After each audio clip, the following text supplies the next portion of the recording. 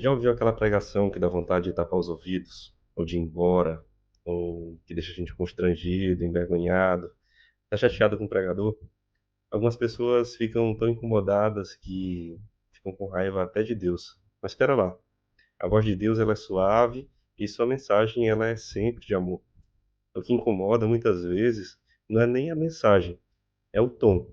Eu sou Ricardo Milhomem, psicólogo, mestrando em teologia, e quero pensar com você sobre a forma de falar de Deus, que pode nos aproximar ou nos afastar dele, até na religião, palavra que é tão criticada nos últimos tempos.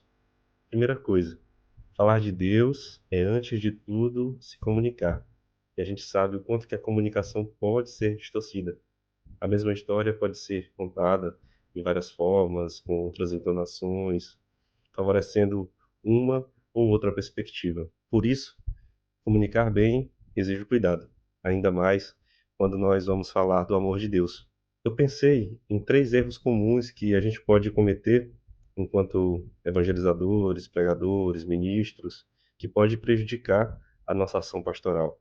A primeira delas, se excluir da mensagem.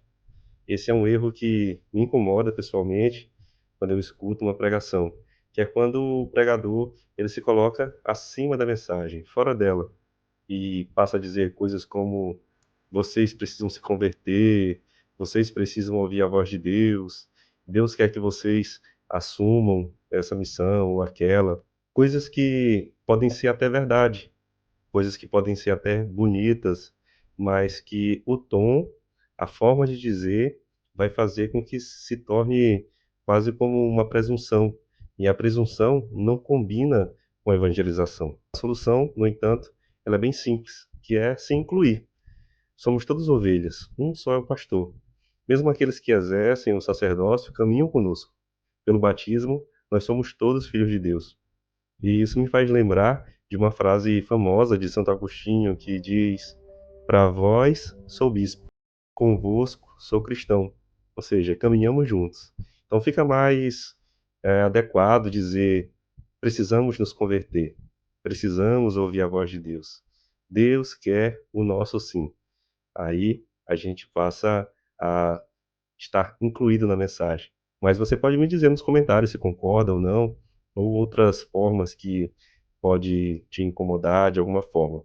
A segunda, segundo erro que eu pensei é quando o pregador foge da centralidade da mensagem e passa a dar opinião pessoal. Esse erro acaba dificultando a mensagem, porque o pregador parece se esquecer do que está falando e começa a contar histórias sem sentido ou que só fazem sentido na sua cabeça. Claro, as histórias elas ajudam na pregação. Quem fazia isso muito bem era o Padre Léo.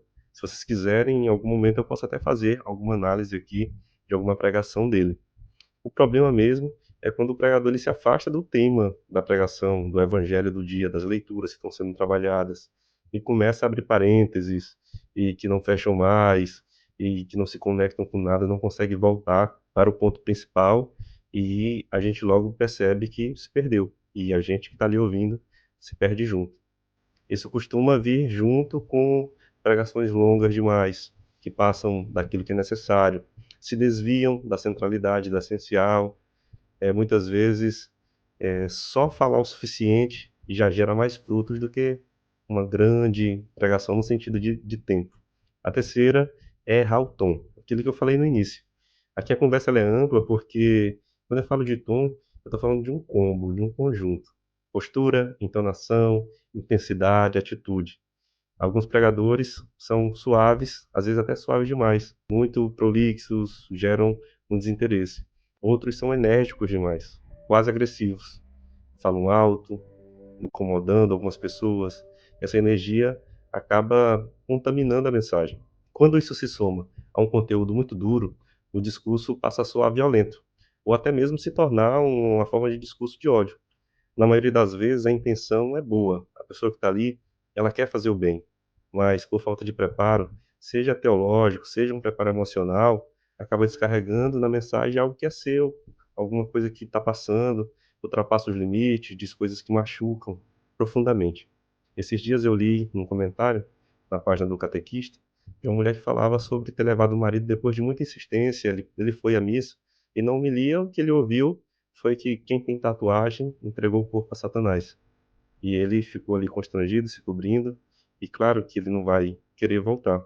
Isso para a gente pensar que a comunicação mal feita pode estragar até a mensagem mais perfeita, de que Deus nos quer bem, que Deus nos ama. Por isso, uma pregação ruim não deve nos levar a condenar nem o pregador, nem a igreja, muito menos a Deus. O que a gente pode fazer é amadurecer, compreender que nós somos humanos, que nem sempre acertamos, mas que nós podemos estudar, nós podemos nos preparar, nos formar, desenvolver a nossa inteligência emocional, trabalhar as nossas emoções, sobretudo rezar para que Deus nos torne servos apaixonados e mais preparados para falar do seu santo nome.